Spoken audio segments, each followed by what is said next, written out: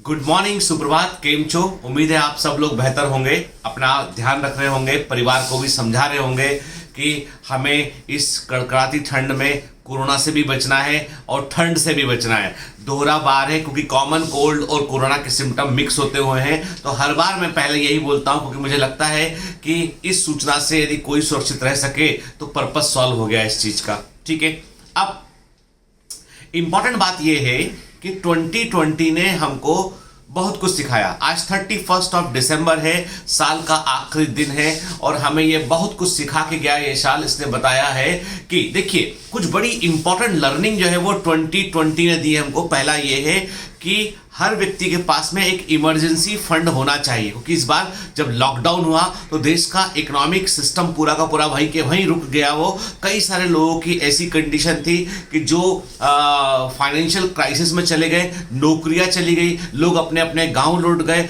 मतलब जिस तरह की त्रासदी या क्राइसिस जो है वो कंट्री ने देखा वो पहले कभी नहीं देखा। मुझे लगता नहीं कि मैंने कभी सुना हो बचपन से अब तक, इस साल के पहले तक, कि लाखों की संख्या में, हजारों की संख्या में लोग सड़कों पर 400-400 किलोमीटर की यात्रा करने निकल पड़े। मजदूर लोग जो है वो मुंबई के अंदर कोई जरा सहारा कुछ था नहीं, लॉकडाउन हो गया, खाने पीने को नहीं, गांव निकल गए नंगे पेट जाते हुए वो मजदूर और छोटे बच्चों को गोद में लेकर चलती हुई माएँ, वो सब याद है कि 2020 ने हमको जो है बहुत बुरे बुरे जो है वो चीज़ों से वाकिफ कराया। हमें ये बतलाया कि financial planning is very very important. ये बतलाया हमको कि हमारे गांव आज भी जो है हमारे लिए अंतिम समय में सबसे बड़ा जो है वो हमारे लिए सहारा बनते हैं। खेती जो है वो कोई छोटा व्यवसाय नहीं है, खेती को भी ठीक से किया जाए तो खेती जो है वो, किसान जो है वो आज भी रीढ़ की हड्डी है। हर आदमी लौटकर गांव क्यों गया? वो इसलिए गांव गया कि वहां पे खर्चा कम है। गांव इसलिए गया क्योंकि वहां पे उसका छोटा मोटा जो खेत था उसमें काम करेगा। मतलब जो कोरोना की क्राइसिस ने हमको बहुत कुछ बतलाया। हमको ये भी बतलाया कि हमारा हेल्थ केयर सिस्टम कितना खोखला है, जिसको हमें कितना इंप्रूव करने की जरूरत है हमको। कि हमारे पास पर्याप्त अस्पताल होना चाहिए, हमारे पास प्रॉपर हेल्थ केयर फैसिलिटी होना चाहिए, प्रॉपर हमारे पास जो है वो सप्लाई चेन होना चाहिए। बहुत कुछ सीखा हमने। मैंने वो दिन भी देखा है जब कोरोना का लॉकडाउन लगा था तो इतना छोटा सा सैनिटाइजर जो है लोग 200-250 रुपए का, 200-250 रुपीज का जो है बॉम्बे के अंदर मेडिकल स्टोर में बेच रहे थे। छोटा सा सैनिटाइजर था। मेरे पास आज भी जो है, जब मैंने देखा कि अच्छा सैनिटाइजर इतना महंगा दे रही है तो मैंने क्या किया, मैंने इथाइल अल्कोहल को जो है मंगवा लिया। जो अलग से किसी को ज़्यादा खबर थी, इथाइल अल्कोहल मंगवा लिया मैंने और एलोवेरा जेल मंगा लिया। वो दोनों कंपोनेंट अलग अलग जो थे वो सस्ते थे और सैनिटाइजर महंगा था। घर में ही सैनिटाइजर बना लिया हम लोगों ने। खैर ये तो एक अलग बात है। अब सबसे बड़ी बात यह है कि संकट के समय हमें हमेशा तैयार रहना पड़ेगा। और 2020 हमें ये सिखा के गया है कि भाई देखो, सब कुछ अच्छा अच्छा चल रहा होना तो भी आपको संकट के लिए, बुरे वक्त के लिए अपने आप को तैयार रखना चाहिए। खैर उम्मीद करते हैं ईश्वर से कि जो नेक्स्ट मॉर्निंग ब्लॉग में हम बात करें तो हम नए साल में होंगे, 2021 में होंगे। तो 2021 हमारा जो है बहुत बेहतर रहे, हम इस कोरोना की क्राइसिस से बाहर निकल पाएँ, हम वैक्सीन जो है हमारे सफलतम रहे और हमारी सरकार जो है सफलतापूर्वक वैक्सीन को लगवा सके लोगों को। और लोगों को मैं रिक्वेस्ट करता हूँ कि वैक्सीन को लेकर जो भ्रम है, गलत खबरें जो मीडिया में चल रही हैं, कुछ गलत तत्व जो है वो खबरों को फैला रहे हैं, उनसे दूर रहिए। चलिए, ये तो एक पब्लिक मैसेज जो हर बार मैं कहानी के पहले आपको देता हूं वो है। आज हम कहानी सुनेंगे आइसलैंड के एक छोटे से गांव की। सुनेगा कहानी। आइसलैंड समझते हैं कहां पर? आइसलैंड जो है आप जो है हम देखते हैं जो स्कैंडिनेवियन कंट्री है ना, वहां पर प्रेजेंट कि नॉर्वे, स्वीडन, वो जो उस वाले एरिया के आसपास बहुत ठंडा स्थान है यहाँ पे। तो वहां पर एक किसान था आइसलैंड मिट के, तो उसके पास कुछ ज़मीन थी, लेकिन वो किसान की ज़मीन ऐसी जोग्राफिकल लोकेशन में थी जहाँ पर अक्सर तूफान आ जाया करते थे, अक्सर तेज हवाएं चलती थी और किसान को अपनी ज़मीन को संभालने के लिए जो है वो जो फार्मर था उससे कुछ मजदूरों की आवश्यकता थी। उसने कई बार जो है वो इश्तिहार दिया अखबार में, क्योंकि देखो यूरोपियन कंट्री, वहाँ पे अखबार में इश्तिहार लोगों को ढूंढना थोड़ा कठिन होता है। हमारे यहाँ पे जैसा नहीं है कि एक मजदूर ढूंढो तो 4 मिल जाते हैं आपको। ठीक है, पढ़ा लिखा आदमी मजदूरी करने को तैयार है क्योंकि नौकरी नहीं अवेलेबल है। तो ऐसा नहीं है। आइसलैंड में जो है उन्होंने अखबार में इश्तिहार दिया कि भाई हमको एक जो है व्यक्ति की जरूरत है जो हमारे खेत में हमारी हेल्प कर सके, हेल्पर की रिक्वायरमेंट है। तो कई लोग आते थे वहाँ पे अखबार का विज्ञापन देख के, कोई सैलरी ठीक ठाक थी, आते थे, आके देखते थे खेत को और सोचते थे कि अरे यार ये तो बड़ा भारी काम है, हवाएं भी चलती है, इतना ध्यान रखना पड़ेगा, सब कुछ करना पड़ेगा, तो हम तो नहीं करेंगे काम। कुछ दिन तक वो विज्ञापन देता रहा, पता कि फिर फाइनली एक दुबला पतला सा 50 ईयर के आसपास का कोई व्यक्ति, जो 50 साल का व्यक्ति, दुबला पतला सा अधेड़ उम्र का व्यक्ति आया। उसने बोला कि भाई मुझे काम की आवश्यकता है, आप मुझे काम देंगे क्या? उन्होंने कहा देखो भाई खेत देख लो जाके एक बार, ठीक है। तो खेत जाके दिखाया कि हाँ ये खेत है, थोड़ी हवाएं चलती हैं, कई बार तूफान भी आता है। तो उन्होंने कहा ठीक है हम काम करेंगे, लेकिन मेरी बस एक ही शर्त है कि जब हवा चलेगी तब मैं सोऊंगा। बात बड़ी अजीब लगी किसान को। उसने कहा कि यार लेकिन कोई मिल ही नहीं रहा आदमी, कोई आदमी तैयार ही नहीं होता, तो कम से कम चलो जितना भी काम करेगा इसको रख लेते हैं, कुछ हेल्प तो करेगा मेरी ये। उसने कहा साहब मैं बिल्कुल तैयार हूं काम करने के लिए, जो तनख्वाह दोगे उस सैलरी पे काम करना तैयार हो, लेकिन मेरी बस एक ही शर्त है, जब हवा चलेगी तब मैं सोऊंगा और आप मुझे डिस्टर्ब नहीं करेंगे। ठीक है मान लिया उसने, कहा चलो यार ठीक है देखते हैं क्या होता है।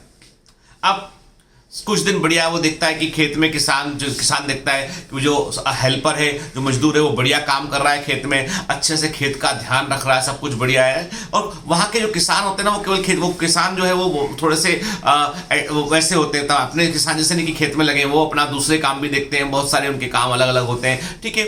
और मतलब वहाँ पे खेती किसानी जो है वो अच्छा व्यवसाय माना जाता है कि ऐसी जगह पर। तो अब एक दिन क्या होता है कि शाम का लेट इवनिंग मतलब रात होने को होती है, और उस समय जो है वो तकरीबन या हो सकता है रात हो चुकी होती है उस समय, तो तेज हवाएं चल रही होती हैं, तूफान आने की संभावना होती है। अचानक से तूफान आने लगता है।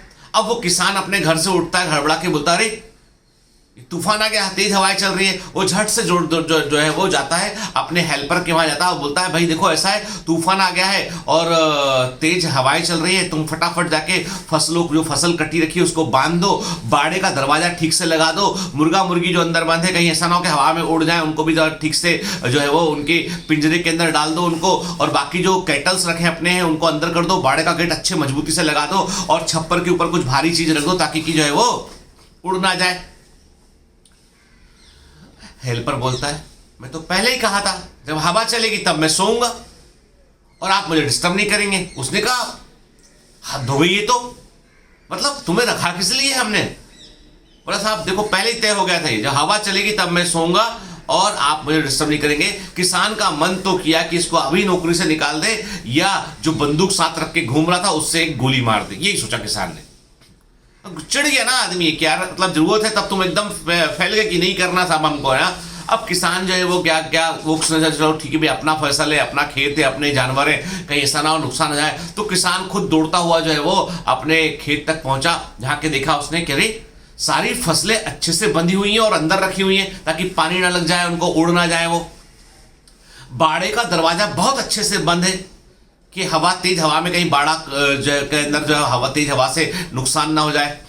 मुर्गा मुर्गी सारे पिंजरे के अंदर ऑलरेडी हैं और सारे जानवर को प्रॉपरली रखा गया है, और इस प्रकार से छप्पर के ऊपर जो है वो भारी आइटम रखे गए हैं कहीं वो छप्पर ना उड़ जाए। मतलब सब कुछ वेल ऑर्गेनाइज, बहुत अच्छा है। किसान लौट के आता है, हेल्पर के पास जाता है, बोलता है यार तुम तो चाक चौबंद थे, तुमने तो सब कुछ करके रखा हुआ था।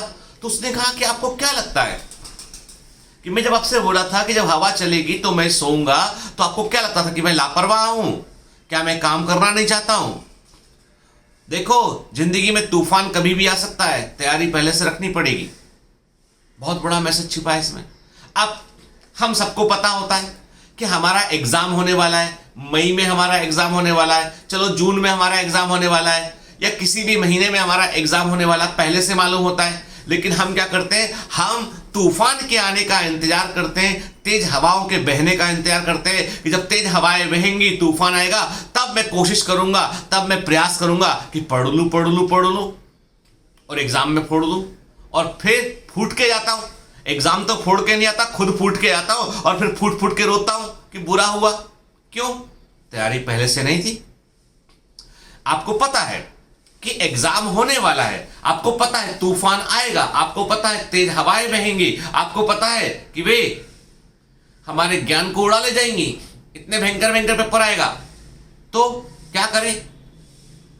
तूफान का इंतजार करें? नहीं, पहले से उस किसान ने से गट्ठर बांध दिया, बाड़े का दरवाजा लगा दिया। जब आप पढ़ते हैं, मेहनत करते हैं, अपने सब्जेक्ट पे आप अपनी पकड़ बनाते हैं, तो आप उसी किसान के हेल्पर के समान आप जो है कोशिश कर रहे होते हैं कि तूफान आएगा तो मैं चैन से रहूंगा, तब मुझे घबरा कर रात रात भर जगकर नहीं पड़ना पड़ेगा, तब मुझे घबरा कर जो है मेरे हाथ पैर नहीं फूलेंगे, तब मैं घबरा कर जो है वो गलतियां नहीं करूंगा क्योंकि मैंने साल भर तैयारी किया है।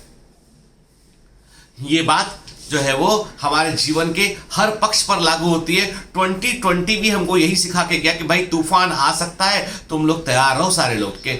हमारी परीक्षाएं भी हमको ये सिखलाती हैं कि तूफान आ सकता है, तुमको तैयार रहना है। तारीख फिक्स है उसकी तूफान की तो परीक्षा में के, लेकिन आपको तैयारी पहले से करनी होती है। तो जीवन में कभी भी अप्स एंड डाउन हो सकते हैं, जीवन में कभी भी आपको जो है चुनौतियों का सामना करना पड़ सकता है, लेकिन आपको उन चुनौतियों से जो है घबराने की बजाय, जब चुनौतियां सामने हो तब घबरा के कुछ भी करने के बजाय आपको पहले से तैयार रहने की आवश्यकता है। और इसके लिए आपको अपने आप को ग्रूम करना पड़ेगा, पहले से अपने आप को ऑर्गेनाइज करना पड़ेगा, तो आप बेहतर कर पाएंगे। तो याद रखिएगा, तूफान का इंतजार नहीं करना है, उसकी तैयारी करना है। जब कभी होगा तो हम सुरक्षित हैं, क्योंकि हमने इतना पढ़ रखा है कि हम एग्जाम में फूट कर नहीं आएंगे, ना फूट फूट कर रोएंगे, एग्जाम को फोड़ कर आएंगे, एग्जाम को फोड़ कर आएंगे और फिर पटाखे फोड़ेंगे खुशी के। समझ गए ना? ठीक है, तो बेटा पढ़ते रहिए, मेहनत करते रहिए और अपने आप को कभी किसी से कम मत समझिए, क्योंकि आपके अंदर जो क्वालिटीज हैं वो दूसरे में नहीं हो सकती है। हमें हमेशा अपनी क्वालिटीज को उभारना चाहिए। एक बड़ी इंपॉर्टेंट बात, इसको मैं बड़ा इम्फेसिस देकर कह रहा हूं कि एक वीडियो में मैंने जिक्र किया कि कुछ बच्चों ने स्कॉलरशिप को लेकर स्कैम करते हैं, तो उस वीडियो को लेकर आपने एक पर्टिकुलर बच्चे को टारगेट करना शुरू कर दिया आपने, जो बहुत ही गलत है। मुझे ऐसा लगता है कई बार कि आप सिर्फ मुझे सुनते हैं बेटा, ठीक है, मेरी बात सुनिएगा ध्यान से के, आप सिर्फ मुझे सुनते हैं, आप मुझे मानते नहीं है। आप सिर्फ सुनते हैं लेकिन आप कभी भी उसका पालन नहीं करते हैं। आपको सुनने में अच्छा लगता है लेकिन आप कभी उसको आत्मसात नहीं करते हैं, तभी आप वो काम करते हैं जिसके लिए मना करता हूं। मैं बोलता हूं आपसे किसी को जज मत कीजिए, मैं बोलता हूं व्यक्ति को बेनिफिट ऑफ डाउट दीजिए। यदि कुछ गलत लग रहा है आपको तो आप सोचिए चलो ठीक है, कोई और कारण रहा होगा इसके पीछे, छोड़ दीजिए उस बात को लेकर। लेकिन आपने क्या किया, मैं किसी का मैंने नाम नहीं लिया, किसी के बारे में मैंने कुछ कहा नहीं, आपने एक बच्चे को जो बड़ा मेहनती बच्चा है उसको आपने टारगेट करना शुरू कर दिया। आपने देखा कि उसके पास जिन आर्टिकल का मैंने जिक्र किया वो चीजें उसके पास हैं, तो आपने उसको अपने मन से ही आपने टारगेट करना शुरू कर दिया, जो कि गलत बात है, बहुत गलत बात है। आपको उसको सॉरी बोलना चाहिए, आपको बोलना चाहिए कि हम कंफ्यूज हो गए थे, हम इसलिए हमने ऐसा बोला। गलत बात है बेटा, क्योंकि देखो ऐसा है ना कि हम किसी के बारे में, हम जब जिसके बारे में हम ज़्यादा जानते ना हो ना, तो उसके बारे में हमें कोई ओपिनियन राय नहीं बनाना चाहिए। और हम जो है हमें किसी को ट्रोल नहीं करना चाहिए, अच्छी बात थोड़ी ना है। क्या लगता है आपको इससे कुछ मिलता है? इससे कुछ नहीं मिलता, इससे हम अपनी हीन भावनाओं को बाहर व्यक्त करते हैं। आप मेरे साथी हैं, आप मेरे कमांडो हैं, आप मेरे जो है वो मेरे साथ में है आप, तो मेरे साथ में जो व्यक्ति है वो तो एक हाई क्वालिटी का अपने आप है बेटा, क्योंकि मैं अपने आप को मानता हूं कि मैं उच्च गुणवत्ता। देखिए, मैं ऐसा नहीं कि मैं कोई बहुत बड़ा अमीर आदमी, बहुत बड़ा आदमी, बहुत इन्फ्लुएंशियल आदमी, मैं एक सामान्य व्यक्ति हूं, लेकिन मैं सोचता ये हूं कि ईश्वर मुझे ये सामर्थ्य दे कि मेरी सोच अच्छी रहे और मैं लोगों के बारे में अच्छा सोचूं मैं। और मैंने कहा ना कि हर बुरी से बुरी चीज में भी एक अच्छाई छिपी होती है, उस अच्छाई को पहचानने का सामर्थ्य ईश्वर मुझको दे। ईश्वर मुझको ये सामर्थ्य कि मैं लोगों की मदद कर सकूं। मैंने हाल ही में जो है वो श्री पीडी मारन स्कॉलरशिप नेशनल स्कॉलरशिप स्कीम शुरू किया मैंने, और ये मेरे बड़े मामा जी जिनको मैं बहुत प्रेम करता था उनके मैंने उसमें श्रद्धांजलि के रूप में किया है मैंने, जिससे कि मैं चाहता हूं कि मेडिकल में जो बच्चे पढ़ रहे हैं उनकी मैं फाइनेंशियल हेल्प कर सकूं, ताकि जो है किसी के मामा चाचा को वो लोग बचा सके। देखिए, मेरे पास बहुत सारे ऑप्शन थे, मैं चार आंसू, मैं दुखी हुआ, मैं दुखी था 2 दिन बहुत के, लेकिन मैंने सोचा कि उनको सच्चा ट्रिब्यूट क्या हो सकता है मेरे मामा जी को यदि मुझे देना हो, तो वो यही हो सकता है कि मैं जैसे वे थे उसका मैं 1% भी बन गया ना, तो मैं अपने आप को महान मानूंगा कि मामा जी के का मैं 1% भी बन गया, मैं सिर्फ 1%, उससे ऊपर तो मैं बन ही नहीं सकता हूँ। इतना छोटा आदमी, इतना आम आदमी हूँ, उससे ऊपर तो जा ही नहीं सकता मैं, पर 1% के लिए भी मैं कोशिश करता हूं। तो मैं वही कहता हूं बेटा आपसे कि जीवन में कभी भी है ना, एकदम बुराई को लेके पीछे मत दौड़ा करो, अच्छा ही सोचा, चलो ठीक है, आपने एक लेसन सीख, आपने क्या किया, आपने उस कहानी से लेसन नहीं लिया, आपने बच्चा ढूंढ के टारगेट करना शुरू कर दिया। गलत बात है, बहुत गलत बात है। ठीक है, किसी को भी ऐसे आपको नहीं बोलना चाहिए, अच्छी बात नहीं है बेटा। ठीक है, और समझ गए ना बेटा ना, अच्छे लोग हर परिस्थिति में अच्छे होते हैं, पॉजिटिव ही देखते हैं बेटा ना। मैं चाहता हूं कि आप सारे लोग जीवन में बहुत आगे बढ़े, बहुत तरक्की करें आप, ठीक है। और आप ऐसे व्यक्ति बने किसी दिन आपके भी रिलेटिव, जैसे मैं आज अपने मामा जी को याद करता हूँ, ऐसे आपको भी याद कर, है ना। बस इतनी सी बात है बेटा। क्यों देखो ऐसा है ना कि हम सब लोग इस रंगमंच पे हैं, अपनी अपनी भूमिका निभा रहे हैं। कब तक हमारा रोल है हमें नहीं मालूम, लेकिन हमारी जो भूमिकाएं हैं वो भूमिकाएं यादगार रहनी चाहिए। वो समझ गए ना। All the best.